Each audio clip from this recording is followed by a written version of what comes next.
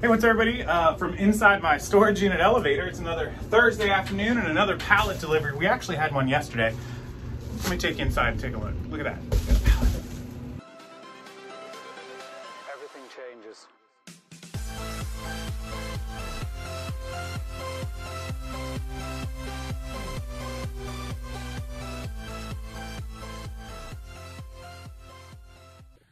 All right, that one's hard to push. That one is actually, you can tell, look, 1,015 pounds of controllers, remote controls.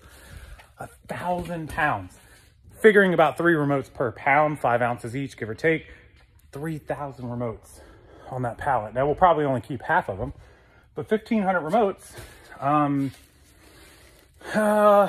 Average sale price, $20. That's $30,000 worth of remotes. We paid like $1,000 with shipping, maybe like 1,100 with shipping for this pallet. So second pallet back there, that one's only about half full, but paid about $500-600 for that one. So yeah, back to work. We got some space in the storage unit a little bit, not too much. So we got to try to work and clear out that row in the next week.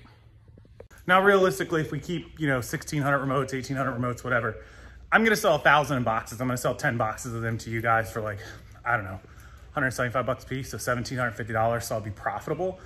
But then I'll still have, 600 remotes left to sell individually at a $20 average is, whatever. Another $12,000.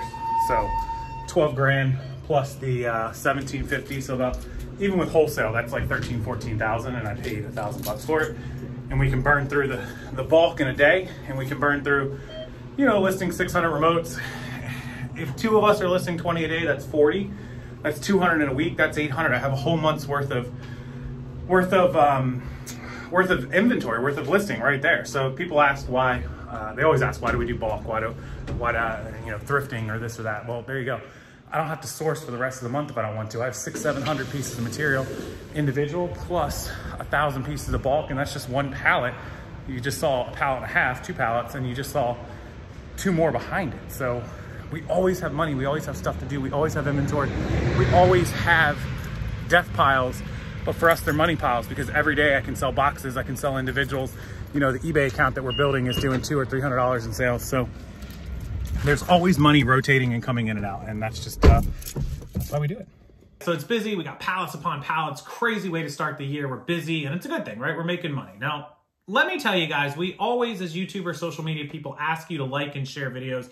This video is super important that you actually do that. Please put this on your Facebook, Instagram, Twitter. The topic I'm about to cover with you, like literally in 10 seconds, has been beaten like a dead horse, taken to pasture, I know. But this morning, I saw on a local Tampa news story Facebook page, it had like 1,800 comments in less than an hour, is about the $600 tax 1099 threshold and bank account transaction report. So I want to jump into this. I want to cover both sides of it. There are 2 sides to this, and it seems like almost nobody understands it outside of the reseller world. Nobody that doesn't do what we do understands it, which is scary. It's terrifying. But most of you inside of this community don't understand it either because it popped up in some other Facebook groups, some threads, and just the things that I read was mind-blowing how much people don't understand what's going on. So I'm going to explain it right here, right now. Disclaimer, I'm not a financial advisor. I'm not a CPA or a legal lawyer. I can't give you financial advice, but I'm going to tell you exactly what these are. So the one that you don't have to worry about is that the IRS can see every transaction you do over $600. That has not gone through yet. That's the Build Back Better, being able to see inside your bank accounts, all that stuff. I know a lot of you are going to say, oh, yes, they can. They sure can. Maybe, maybe not. Who knows? Probably. But the official, they can see every $600 transaction. That's not a thing. That off to the side. Forget about that for right now, right? What we want to focus on is the $600 income, business income 1099 threshold. So I want to make sure I get all these words and terminology right. So here it is. And again, share this on your Instagram, in your stories. Tag me so I can see and answer questions. Post it on your Instagram newsfeed, on your Facebook group, on your YouTube channel, wherever you post things. Please share this video. If you see a thread pop up about this, please let people see this. Okay.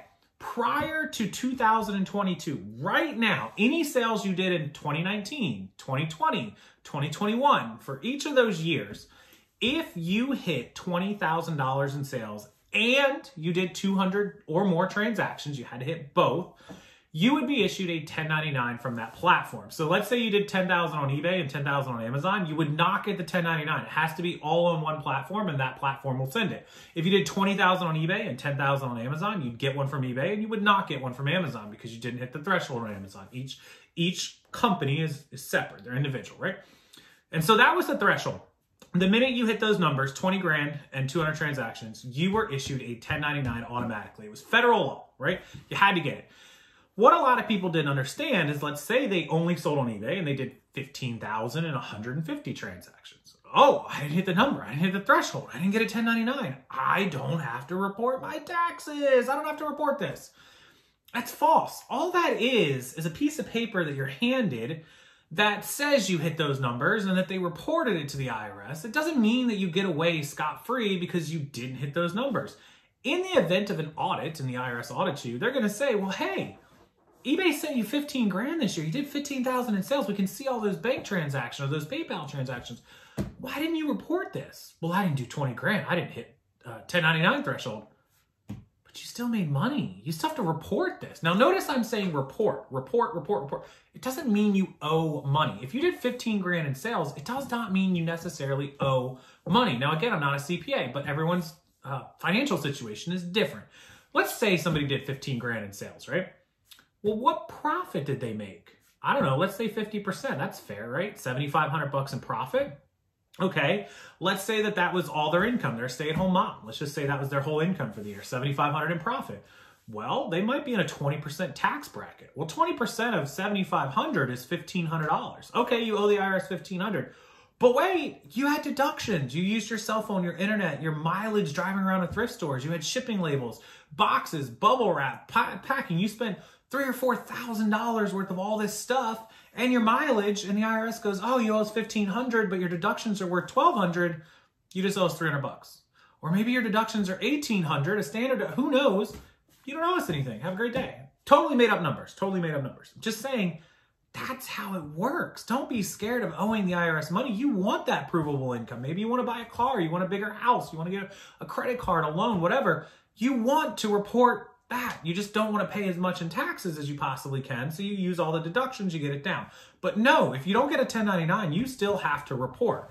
Well, there's a huge problem. Most people didn't report. If they didn't get that 1099, they weren't reporting. But a lot of people, 85% of sellers do less than $20,000. That's just a fact. 80%, whatever it was, 75%, I don't know. Some high number of sellers don't do more than $20,000. So the IRS knew that a huge majority of sellers were cheating the system and not reporting that income because they didn't get that 1099. So now the IRS has said, no more.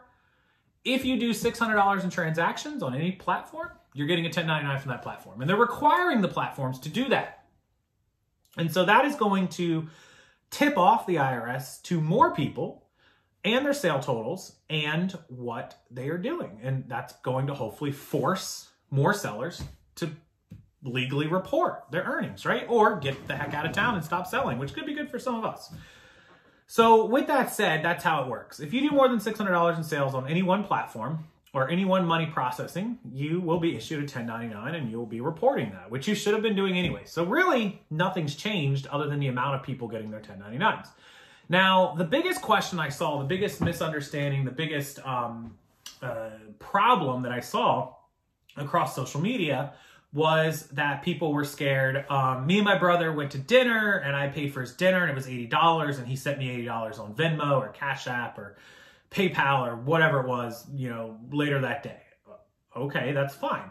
That's a personal payment. That's a friends and family payment. That is not income. That is not business income. It is not profit. It is not sales. That is a personal payment. Anything of that nature it just doesn't count. If it appears on the 1099, which it shouldn't, you can just take that off. So when you tell the IRS you did 10,000 in sales, you can say, oh, just kidding, I did 9,920. $80 of that was my brother sending me dinner. He sent me dinner money. Totally apologize, take that off. Done. It's as easy as that, right?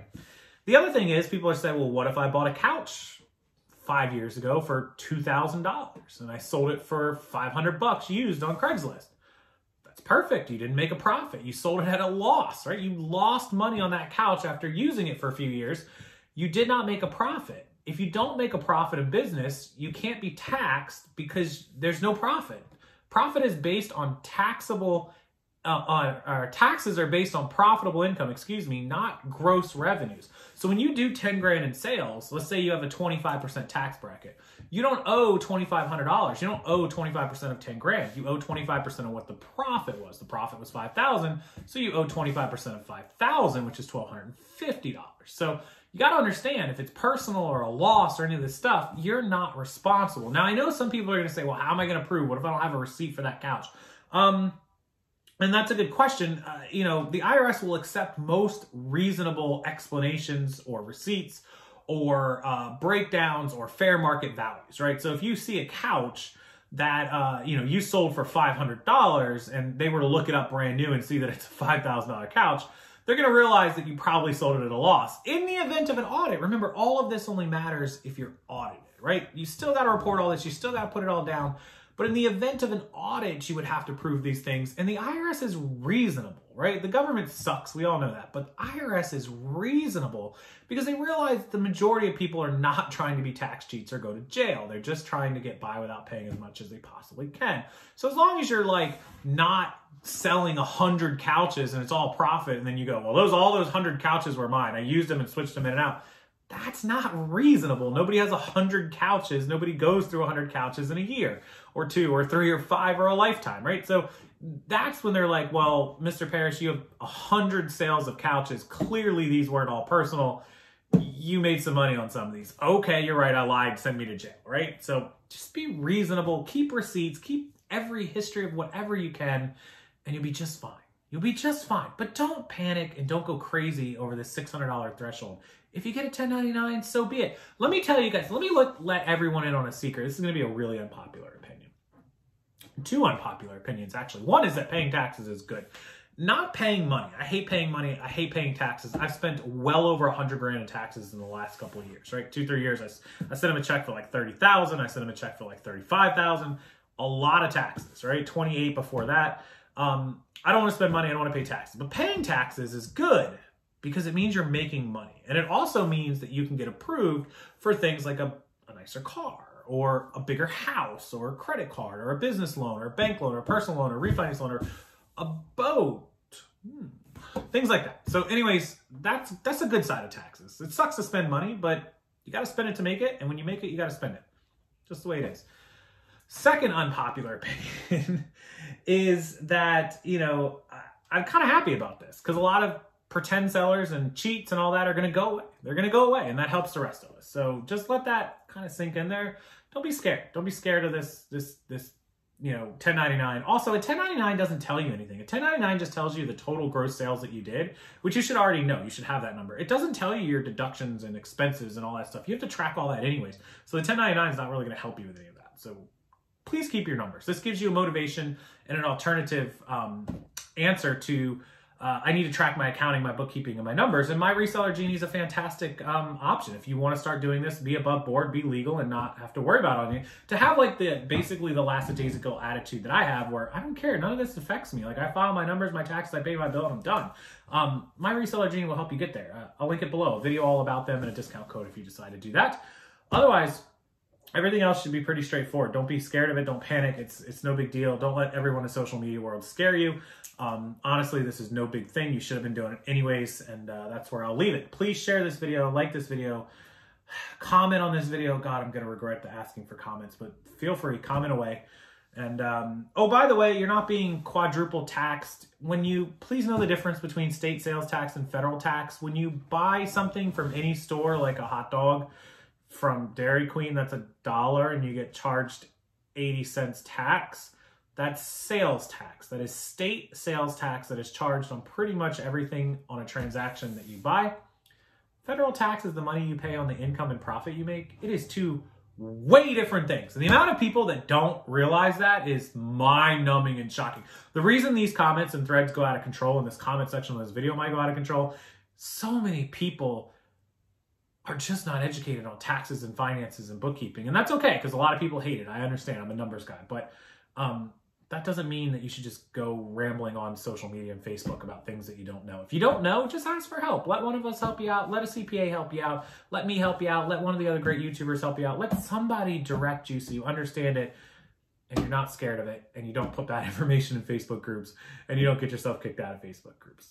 Okay, anyways, that's the video. That's what I have for you guys. So I'm going back to pallets. I'm going back to remotes. I hope you guys enjoy the rest of your night. I hope you enjoyed this video, and I hope you share it everywhere that you know to share this video, the link.